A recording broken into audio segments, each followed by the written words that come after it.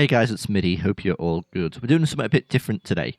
While leveling the hunter, I've come across some new people, as in very new to the game people who were asking questions. And I thought, you know what? Even though many people have played this game, many people for, nearly, well, over 20 years now, there will be people who are always new to the game. And there's a lot of guides about leveling and that sort of, how to get through that whole journey. But I wanted to focus on the first steps, the really early beginning, to make sure that you guys stay with the game if you're new. Because even though it's natural for a lot of us now who've played this for a long time, you've got to remember that can be quite daunting coming into a game like this, into an MMO, even like a relatively sort of simple MMO like WoW. I thought what I would do is I'm just going to go through some sort of basics, some kind of things that I do, so that if you are new to the world of Warcraft and you are new to Azeroth, firstly, welcome. There's an amazing journey and game out there for you. But yes, it can be a bit daunting. So, we're going to go out firstly through some UI elements. I've got no add-ons, by the way, but I am going to recommend one from the off because I think it will help new players. There's an argument to say you should just play it completely vanilla. I think, as a minimum, and I'm going to turn it on now, is Questy. It just helps. Honestly, just in terms of sticking to the game, you will stick to the game if you have Questy because it simplifies things. Basically, it shows you where you can pick up quests and where you hand in quests and where you need to go to complete those quests. Without that, I think it can be. It's still an amazing journey, and I did it before I knew about what Questy was. But pretty much people who are leveling now, who've played the game for years, are playing with Questy. There's no reason for you not to. So yeah, go and get that. You can get that from caresforge.com. You can download the add-on client and it will install it automatically for you, or you can put it into your interface add-ons folder under World of Warcraft. So, UI, top left, this is our character portrait, so we've got our little guy there. The number 1, that's your current level. That goes up every time you fill this big bottom bar here where it says XP 0 of 400. That's how much XP we need to get to level 2. That'll then put us up to level 2. The green bar is your health, so that goes down when you get hit, and it goes up when you get healed, and it also naturally regains over time as well. Mana, this is what you might not have this, depends on the class, but if you are a class like a paladin, or a warlock, or a mage, or something that basically if you're a spellcaster, you will use mana. This is the resource for casting. So if I use this, you can see it drops down, but then give it a few seconds and there you go, it starts to regen. All of this regen can be affected by different stats in the game as well. If you're a warrior, this will be an empty bar that fills up with red. This is called rage, and you use rage to use your abilities. And if you are a rogue, it's a yellow bar, it's energy, and you use energy to use your abilities. Top right, we've got the area that we are in. We're in Northshire Valley. We've got the time up here. We've got a little button there for Questy. That wouldn't be there if that's not installed. You've then got the mini-map of the local area, and you've got a zoom in and a zoom out, as well as another time clock there. If I hover over anyone, whether that be a character or an NPC or an enemy, on the bottom right there, it tells us what it is and what level it is. Also, when we click it, next to us up here, next to our character portrait, is the enemy portrait. This big bottom bar here, this can be changed and edited, so you can have more buttons, because there are more than these 12 buttons down here. But these are your abilities, so very basic. As a paladin, number 1 turns on our auto attack. As you can see, we get our weapon and we're ready to hit something. Then we've got our abilities. This ability is Seal of Righteousness. This is just like a little buff, which increases our damage. And as you can see, we start hitting it.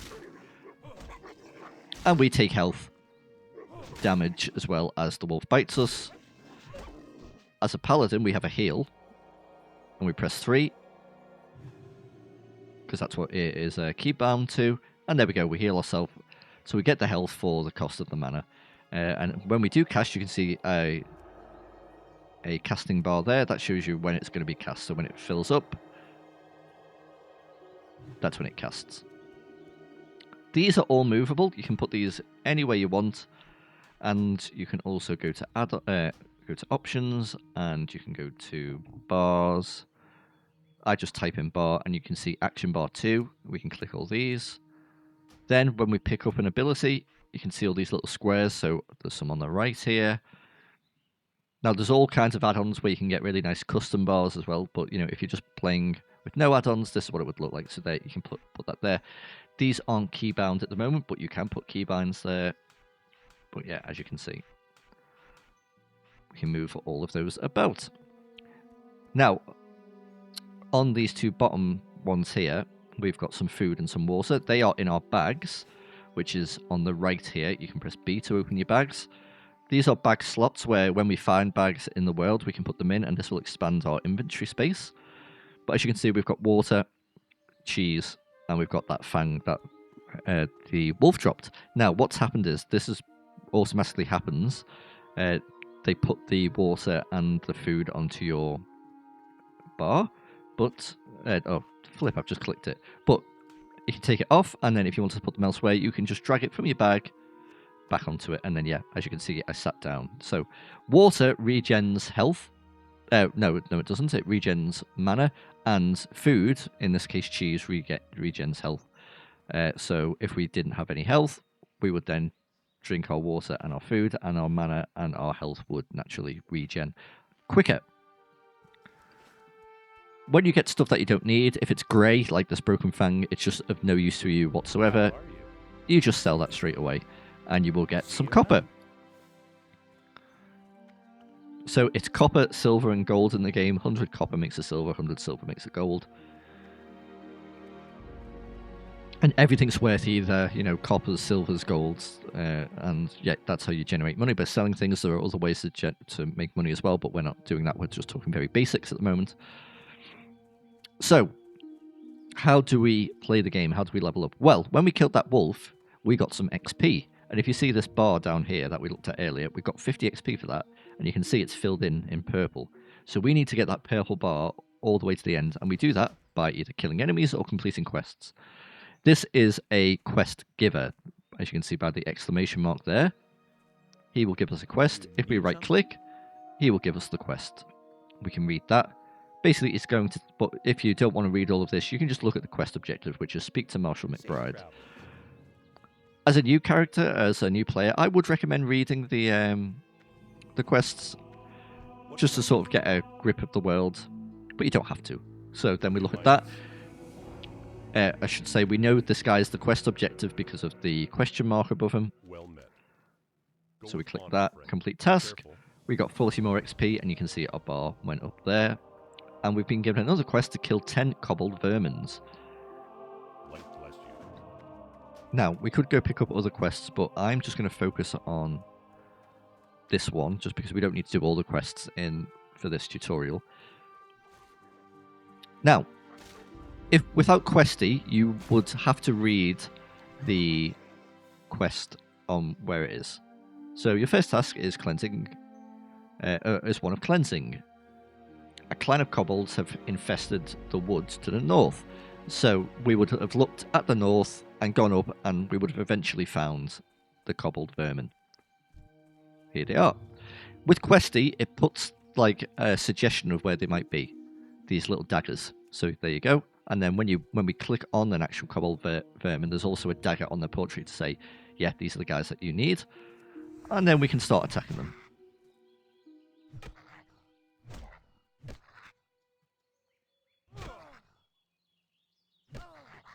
There we go, we get the XP, and we get the 1 out of 10 for the quest objective, and we get some copper, because certain types of enemies, so these enemies are humanoids, because, even though they're not human, they're not exactly like an animal. They tend to drop copper, whereas like beasts and boars and wolves and all of that they tend to drop like scraps of flesh, meat, stuff like that. So you would go around and you would get 10 of your vermin. Now, this enemy's portrait has the yellow number 1. That means that this Kobold Vermin is level 1. And because we're level 1 as well, and indeed this one's level 2, this means it's in a good level range to kill, basically. It means that it's going to be a fair fight, is probably the best way to describe it. The other 2 colours that they can be are green or red. So say if we were level 5 and we went to attack this level 1 Kobold Vermin, the 1 here would be green. That would suggest that it's going to be a really easy fight. The chances are you're winning it. And also, let's say the Kobold Vermin was level 7 and we were attacking at level 1. The chances are this would be red. That would mean this is going to be a very unfair fight. You're probably going to get killed. There's also orange as well. I always forget about that. Obviously, that's between the yellow and red. That is, hey, this is a bit high. It's not as high as, you're not fighting something way, way off, but it's still going to be a bit of a challenge, basically, but you might scrape by. So that's how you know sort of what to attack. Now, different classes have different strengths. Paladins aren't the strongest levelers on their own, but they have a heal as well. They've got a lot of tools in their kit. For a lot of classes, the best thing to do is to attack things one by one. It's just, it makes it easier, okay?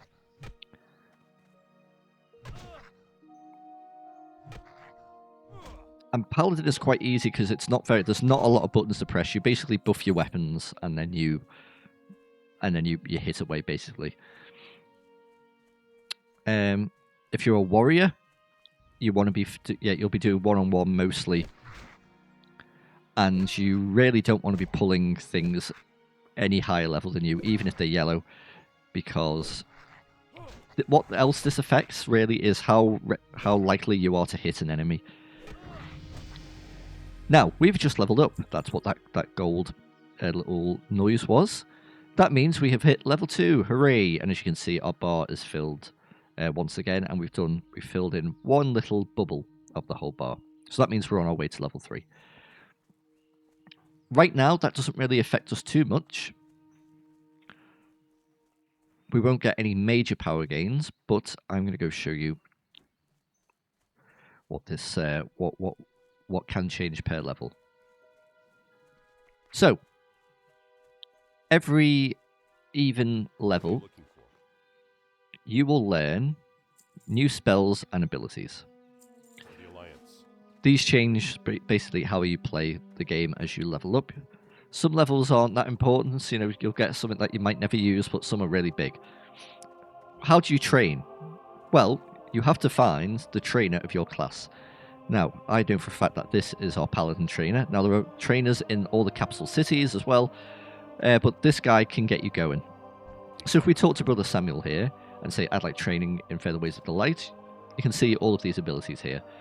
For now, we can learn Devotion Aura, which is green and it's worth 10 copper. You have to buy these. As you can see, these are worth a silver, and we're not even close to having that kind of money yet, but that will all come in good time. For now, we're going to learn Devotion Aura and press Train, and that has popped up on our bar automatically. This is a passive ability, so once we turn it on, I'm going to click it. We don't have to think about that again. And if we look in the top right here, you can see that Devotion Aura is up, which increases our armor by 55. Now, how can we look at that armor stat? Well, we can either press C, or we can press our little face right down at the bottom here, and we get the character panel. This is where all of your equipment will go, in terms of when you're actually wearing it, as well as looking at your stats. All we've got on at the moment is some very basic pants, some boots that don't give us any armor, and a shirt. So we don't have any armor on at all at the moment, really. So if I was to turn that off, we have 44 armor. I'm guessing that is just like natural armor. Yeah, like a base level armor, because it's not being increased by anything really, apart from 2 armor from those Squire's pants. If I was to take these pants off, you see it drops down to 42, put them back on, 44. But then we put on Devotion Aura, 99. So, yeah, these are all the main stats. Let's talk through them, shall we? Strength, as you can see, increases attack power with melee weapons, increases the amount of damage that can be blocked with your shield. Agility increases attack power with ranged weapons, increases chance to score a critical hit with all weapons, and increases armor and chance to dodge attacks. Stamina increases your health points. Intellect increases your mana points and chance to score critical hit with spells, and also increases the rate in which your weapon skill improves. So we'll go into that in a moment. And spirit increases your health and mana regen. So higher your spirits, the higher the health and... Sorry, my questy tracker is in the way there. This will start to regenerate once you've taken some damage. So what was I going to look at there? Oh yeah. So under this character panel here, we can see things called Reputation. Darnassus, Gnomeregan, Exiles, Ironforge, and Stormwind. These are the main capital cities, and the gnomes don't have a city, so they're like exiles. But basically, this is your standing with each race. We've only just started our adventures, but we've been doing stuff for the humans. So Stormwind as a whole is starting to like us, but we're friendly with everyone because we're a nice alliance of allies. This will go up eventually, and more rewards can be unlocked, but really that doesn't matter right now. Skills. Class skills, don't worry, this just will go up naturally. You never really have to worry about this. But weapons. Depending on what level your weapon skill is how good you are at using it. So we've got 10 out of 15 at the moment. If I start hitting, you can see your skill increase to level 11. Level 12. So this will slowly increase. Now you might be asking, well, what about this cap? Aren't you about to hit level 15 in terms of this this skill? And yes, I am. This will max out for this level, for level 2. When we hit level 3, this maximum number will increase, and then we can continue to train it up to a level of 300. And then you can see what we're trained in. Armor-wise, we've got cloth, leather, mail, and shields. There are 4 types of armor in the game. There is cloth, used usually by casters and spellcasters and stuff. Leather is used by rogues and druids and hunters, and mail is used by paladins and warriors. Eventually, at level 40, it doesn't. I mean, this doesn't matter too much at the moment, but paladins can use plate armor as well as warriors. Rogues can only ever use leather, but there are some classes like hunters that use leather at the beginning, but at level 40 can learn to use mail. And basically, plate armor reduces the most amount of damage, then mail, then leather, and then cloth. And they will, we sadly haven't found like an actual drop of any armor yet to show you, but yeah, early on they will really give you is an armor rating, but eventually they start having these stats on them, so you might get like a +2 strength pair of pants, so you're going to want to pop them in. Oh, there we go. So we got some frayed bracelets. Now they're cloth, so because we know how to use mail, we also know how to use leather and cloth. If you're a rogue, you can't use any higher than leather, but you can use lower, basically. So we can put these on for 4 armor. They're not brilliant, but they're better than nothing. So if we look at the armor rating there, 99, put them on, 103, and they show up on our character there.